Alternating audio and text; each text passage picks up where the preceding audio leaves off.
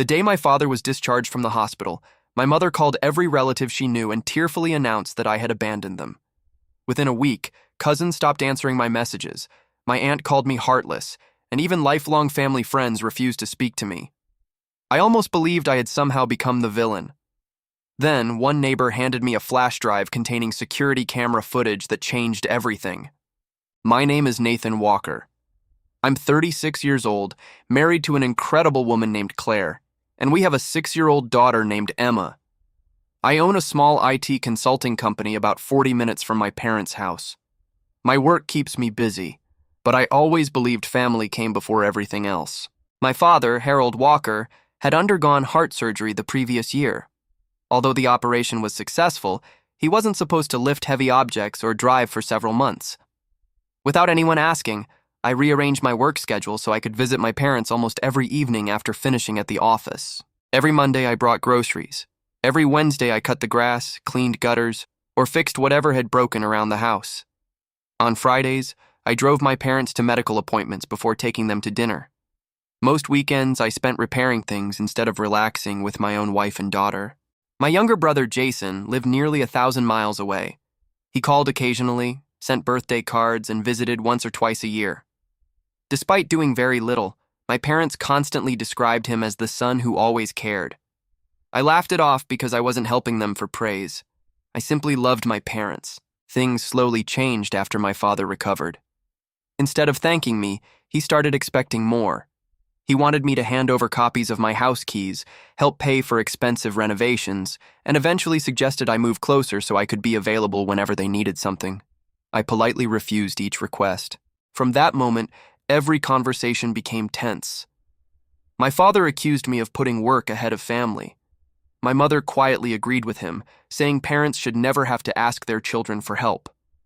I reminded them I had already been helping almost every single week for over a year. One Sunday, I skipped my usual visit because Emma had developed a high fever. Claire and I spent the entire day at an urgent care clinic before bringing her home. That evening, my mother called, sounding disappointed. She barely asked about Emma before reminding me they had waited all afternoon for me to arrive. A few weeks later, strange things began happening. My aunt stopped inviting us to family dinners. 2 cousins suddenly ignored my messages. During a birthday party, an uncle asked why I had stopped caring about my elderly parents. I stood there completely confused because I had visited them only 2 days earlier. When I asked who told everyone that, my uncle looked surprised. "Your mother," he answered without hesitation. According to her, I rarely visited anymore, ignored their phone calls, and refused to help with groceries or medical appointments. Every word sounded like the exact opposite of what had actually been happening. I immediately drove to my parents' house hoping there had been some misunderstanding. My father answered the door with a cold expression. Before I could explain why I came, he calmly said, "If you're only here because someone confronted you, don't bother coming inside." I couldn't believe what I was hearing. During the argument, my mother quietly cried in the background. She told me they felt forgotten and abandoned. I reminded them about every grocery trip, every hospital visit, every repair, and every weekend I had sacrificed. My father simply crossed his arms and replied, "That isn't how we remember it." I drove home feeling completely exhausted. Claire listened patiently while I explained everything. She asked a question I hadn't considered before. Do they actually believe what they're saying, or are they telling everyone a different story? I honestly didn't know which answer scared me more. Over the following month, more relatives stopped speaking to me. Someone even posted a vague message online about children who abandon aging parents after becoming successful. No names were mentioned, but every family member knew exactly who it was about. My reputation inside the family was disappearing faster than I could defend it. One evening, as I loaded groceries into my car outside a local supermarket, an elderly neighbor named Mr. Collins quietly walked over.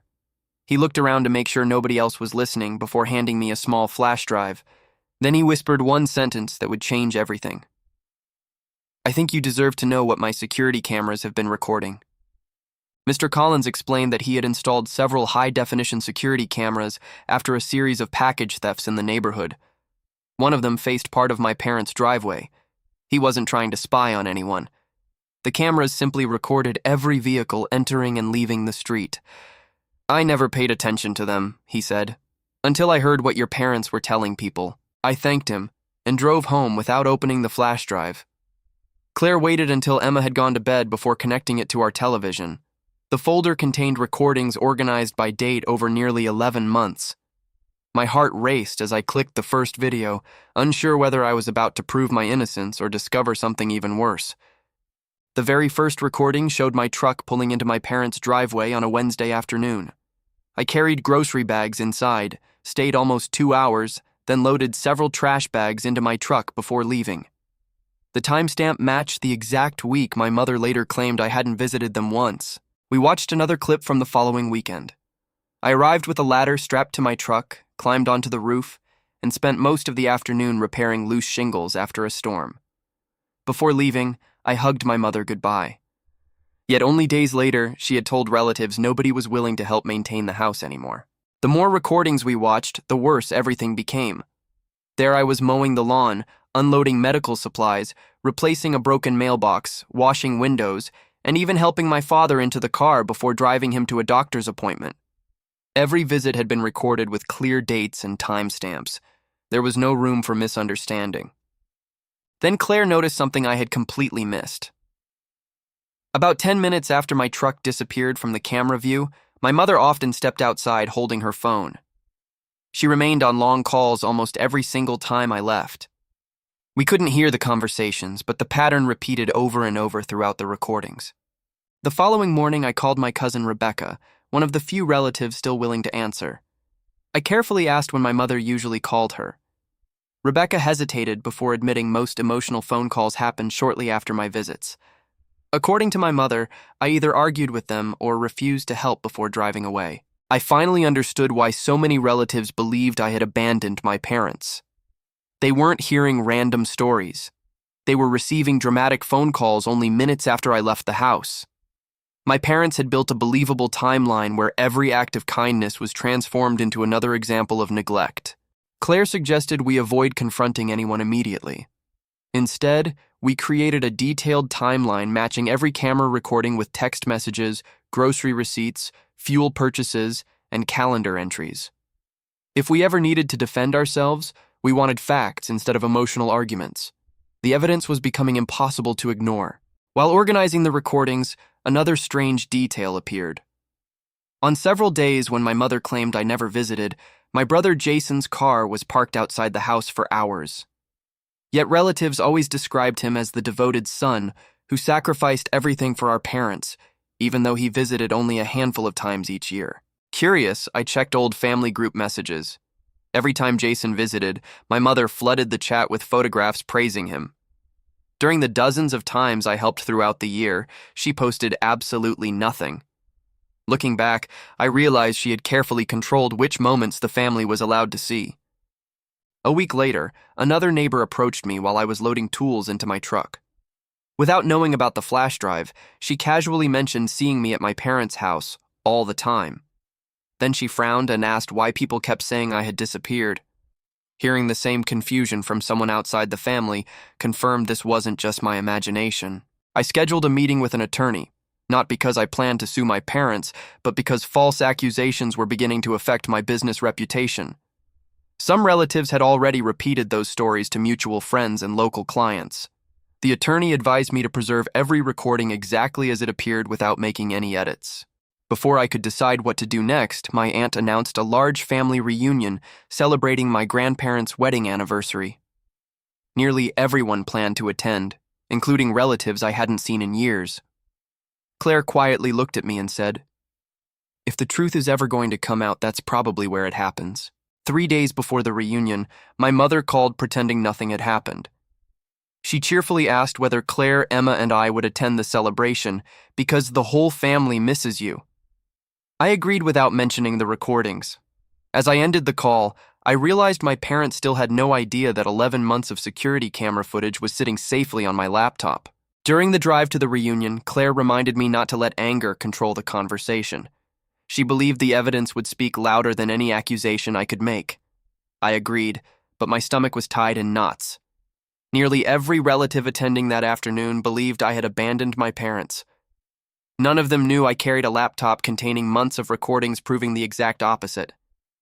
The reunion was held at my uncle's large farmhouse just outside town. More than 40 relatives had gathered by the time we arrived. Some greeted Claire warmly, but several people barely acknowledged me. Others avoided eye contact completely. The cold atmosphere confirmed that my parents' version of the story had spread much farther than I originally imagined. About an hour into the gathering, my aunt raised a glass and thanked everyone for supporting elderly family members during difficult times. Before sitting down, she praised my parents for remaining strong despite being abandoned by one of their own children. Several relatives nodded sympathetically while looking directly at me across the room. I stood up calmly and asked one simple question. Before anyone decides who abandoned whom, would you all be willing to watch something? The room fell silent. My father immediately looked nervous. My mother quietly whispered that this wasn't the right place. For the first time, I saw genuine fear on both of their faces. My uncle connected my laptop to the large television in the living room. I didn't begin with speeches or accusations. Instead, I played the first security recording exactly as it had been saved.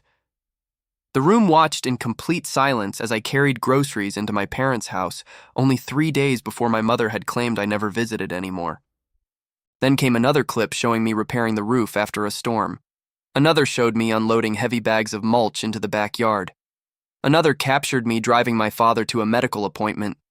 Every recording displayed the exact date and time. Nobody spoke. The only sound inside the room came from the television speakers. After several clips, I paused the video and opened my calendar. Every visit matched text messages from my parents thanking me for stopping by. Grocery receipts matched the same days. Fuel purchases confirmed the trips. What had once been my word against theirs had become a detailed timeline supported by multiple independent pieces of evidence. My mother suddenly interrupted, insisting the recordings didn't show everything that happened inside the house. She claimed I argued constantly and left them feeling hurt. Before anyone could respond, Claire quietly played another clip. It showed my parents smiling, hugging me goodbye, and waving as I drove away. The scene looked nothing like the story everyone had been told. Then I played the recordings Claire had noticed earlier. Only minutes after my truck disappeared, my mother repeatedly walked outside with her phone and remained on long calls. My cousin Rebecca slowly raised her hand and admitted those were usually the moments she received emotional phone calls describing how I had supposedly refused to help. The room became completely silent. Several relatives looked at my parents in disbelief. My father lowered his head without saying a word. My mother quietly cried, but this time no one rushed to comfort her. For the first time in nearly a year, every person in that room had seen the same evidence, and the story they had believed was beginning to fall apart. My uncle slowly stood up and looked directly at my father. In a quiet voice, he asked the question everyone was thinking. "Harold, why did you tell us Nathan abandoned you?" My father rubbed his hands together but couldn't answer. Instead, he stared at the floor while my mother continued crying, hoping someone else would speak for them. Finally, my mother whispered that they had only wanted the family to understand how lonely they felt after my father retired. She insisted they never expected the situation to become so serious. But several relatives immediately pointed out that loneliness wasn't the same as telling people I had stopped visiting when the recordings clearly proved otherwise. Then my cousin Rebecca quietly admitted something that shocked everyone. For nearly a year, my mother had called her after almost every one of my visits. During those conversations, she claimed I refused to buy groceries, ignored medical appointments, and spent more time arguing than helping. Rebecca apologized to me through tears for believing every word. One by one, other relatives began speaking. My aunt remembered receiving nearly identical phone calls. My uncle admitted he had stopped inviting me to family dinners because he believed I no longer cared about my parents. Even Jason looked uncomfortable as everyone realized they had all been hearing the same carefully repeated story. For the first time all afternoon, my brother Jason stood up. I expected him to defend our parents as he always had. Instead, he quietly admitted he had never understood why they constantly compared him to me. He confessed that I had helped our parents far more than he ever had. His honesty caught everyone completely off guard. My father finally broke his silence. He admitted he became angry after I refused to move closer to their house and give them copies of my own house keys. According to him, he felt I was choosing my wife, daughter, and business over my parents. Instead of accepting my decision, he allowed resentment to grow until it changed the way he spoke about me. Hearing those words hurt more than any insult. I had never chosen strangers over my parents. I had simply refused to give up my own family's life. Claire squeezed my hand under the table, while Emma quietly colored in the corner, completely unaware that years of family trust were collapsing only a few feet away. Several relatives immediately apologized for believing the rumors without ever asking for my side of the story. Others admitted they had repeated those stories to friends and neighbors because they trusted my parents completely. I appreciated the apologies, but they couldn't erase months of damaged relationships and the pain my own family had experienced. Before leaving, I looked directly at my parents and calmly said something I had practiced in my head many times. I never stopped loving you. I only stopped agreeing with every demand you made. Those are two very different things. Neither of them responded. They simply sat in silence while everyone around them reflected on what had happened. As Claire, Emma, and I walked toward the parking lot, my uncle stopped me before I reached the car. He placed a hand on my shoulder and quietly apologized for judging me without ever asking what was true. I thanked him, but I also realized something important. Rebuilding trust would take much longer than proving the truth. The days following the reunion were strangely quiet. My phone, which had barely received messages for months, suddenly filled with apologies from relatives. Some admitted they felt ashamed for believing accusations without asking for my side. Others confessed they had repeated those stories to friends, unknowingly damaging my reputation far beyond our own family. One afternoon, my father called for the first time since the reunion. His voice sounded older than I remembered. He asked if we could meet somewhere private, explaining he wanted to apologize without an audience. I agreed, not because I expected everything to be fixed, but because I believed difficult conversations deserved one honest attempt. We met at a quiet park where my parents had often taken Jason and me as children. My father admitted he had become jealous of the life Claire and I had built together. Watching me succeed while needing him less each year made him feel unimportant. Instead of expressing that honestly, he allowed resentment to replace gratitude. My mother finally admitted something she had hidden from everyone, including my father. She said the attention from relatives became addictive. Every emotional phone call brought sympathy, concern, and constant support. At some point, she stopped thinking about whether the stories were true. She only cared about how people responded to them. I listened quietly before answering. If you had simply told me you felt lonely, I would have done everything I could to help. But instead, you convinced the people I loved that I had abandoned you. Tears filled my mother's eyes because, for the first time, she seemed to fully understand what her lies had actually destroyed. Over the following weeks, several relatives visited my house personally to apologize to Claire as well. They admitted they had unfairly judged her for keeping me away from my parents. Claire accepted every apology with kindness, but later admitted how painful it had been watching people question our marriage based on stories that were never true. Jason also called a few days later. He admitted he should have spoken up much earlier because he knew our parents constantly exaggerated how much he supposedly helped. He apologized for enjoying the praise instead of correcting the truth. Hearing that honesty helped repair our relationship in a way I hadn't expected. Months later, my parents slowly began rebuilding relationships with the family they had misled.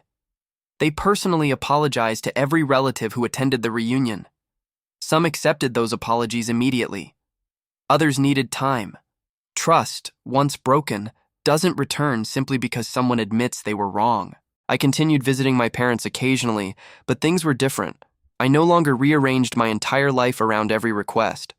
I visited because I wanted to, not because I felt guilty or pressured. Healthy boundaries replaced constant obligation, and for the first time in years, our relationship became more honest. Looking back, the security cameras didn't save my reputation by themselves. They simply revealed the truth that had always existed. Lies can spread through an entire family in a matter of days, but facts have a quiet strength that eventually catches up. I didn't win because I argued louder. I won because the truth had been patiently waiting on a neighbor's hard drive. About 6 months after the reunion, my parents invited the entire family to dinner again. This time, there were no dramatic speeches or emotional stories. Before anyone sat down, my father stood up and publicly admitted that he had allowed his pride to destroy the relationship with his oldest son. Hearing those words in front of everyone meant more to me than any private apology ever could. After dinner, several younger cousins asked me how I stayed calm throughout everything. I told them anger would have given people another reason to believe the lies. Evidence doesn't need to shout. It only needs the opportunity to be seen. Looking back, choosing patience was probably the smartest decision I made during the entire situation. My business slowly recovered as the rumors faded. Clients who had quietly distanced themselves began returning after hearing what really happened. One customer even admitted he almost canceled a long-term contract because someone had described me as a man who abandoned his own parents. The damage had reached much farther than I ever imagined. One afternoon, Mr. Collins visited my office carrying the same flash drive that had changed my life. I thanked him again for speaking up instead of staying silent. He smiled and said something I'll never forget. The cameras recorded the truth. I simply decided it deserved to be seen. Those words stayed with me for a long time. My relationship with Jason improved more than I expected. Without our parents constantly comparing us, we finally started talking like brothers instead of competitors. He admitted growing up as the favorite had placed pressure on him too. For the first time in years, we spent time together without discussing family drama. Although my parents apologized repeatedly, I never gave them unrestricted access to my life again. They no longer had spare keys to my house, private financial information, or influence over decisions involving Claire and Emma. Forgiveness and trust are not the same thing. One can exist without the other. A year later, Emma asked why we visited Grandma and Grandpa less often than before. I explained that loving someone doesn't mean accepting every choice they make. Sometimes healthy families need boundaries to protect everyone involved. She nodded quietly, and I hoped she would remember that lesson long after she forgot the details of this story. Looking back, I realized the biggest lie wasn't that I had abandoned my parents. The biggest lie was believing love could only be measured by endless sacrifice. I had spent years trying to prove I was a good son, while slowly neglecting my own wife, daughter, and personal happiness. Claire later admitted she had almost confronted my parents months before everything came out. She stopped herself because she believed I deserved the chance to see the truth on my own. Her patience gave me the opportunity to expose the lies with facts instead of emotion. I'll always be grateful she trusted me enough to handle it. Every time I drove past my parents' neighborhood, I remembered how close I came to losing not just my family, but my reputation as well. One false story repeated often enough can become someone's reality. That's why protecting the truth sometimes matters just as much as protecting the people you love. Years later, relatives still occasionally mentioned the reunion where everything changed. Not because it ended with shouting or revenge, but because it ended with undeniable proof. The videos didn't humiliate my parents. Their own choices did. The recordings simply allowed everyone else to see what had been happening all along. My father eventually told me he wished he had accepted my answer the first time I refused to rearrange my life around his expectations.